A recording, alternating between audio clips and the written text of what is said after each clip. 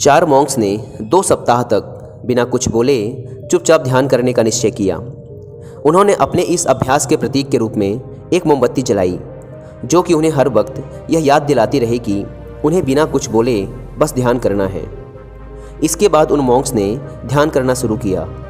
पहले दिन की रात होते होते मोमबत्ती टिमटिमाई और फिर बुझ गई। यह देखते ही पहले मॉन्क ने कहा, अरे नहीं, यह मोमबत्ती तो बुझ गई। दूसरे मॉन्क ने कहा, हमें बात नहीं करनी चाहिए, हमने कुछ भी ना बोलने की कसम खाई थी। तीसरे मॉन्क ने कहा, तुम दोनों को बोलने की क्या ज़रूरत थी।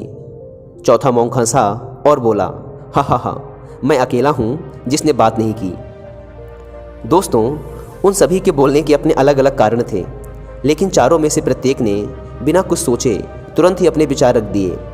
उनमें से किसी ने भी स्थिति को सुधारने का प्रयास नहीं किया। उसी आश्रम में उन चारों के अलावा एक बूढ़ा बुद्धिमान मॉन्क भी था। वह बिना कुछ बोले और उनकी तरफ ध्यान दिए बिना ही चुपचाप ध्यान करता रहा।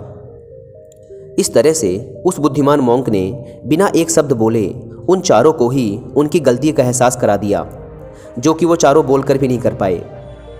बिना सोचे समझे और ज़रूरत से अधिक बोलने पर हमें खुद ही लोगों के सामने शर्मिंदा होना पड़ता है। एक समझदार व्यक्ति कभी भी बिना मांगे किसी को सलाह नहीं देता, क्योंकि वह जानता है कि बिना मांगे दी गई सलाह का कोई मतलब नहीं होता और ना ही सामने वाला उस सलाह को मानता है।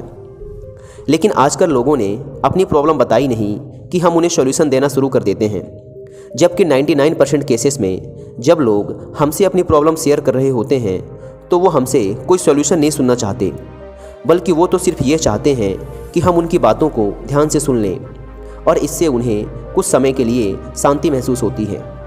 क्योंकि हम उन्हें जो सलाह देंगे ये उन्हें भी पता है। हर इंसान को पता होता है कि क्या सही है और क्या गलत है।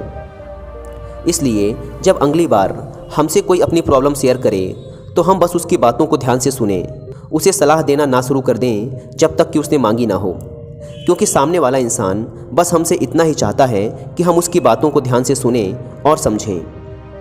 ये बात तो आप लोगों ने भी सुनी होगी, हम जितना कम बोलते हैं उतने ही समझदार होते जाते हैं, और इसका उल्टा भी उतना ही सही है। जो जितना बुद्धिमान होगा वह उतना ही कम बोलेगा।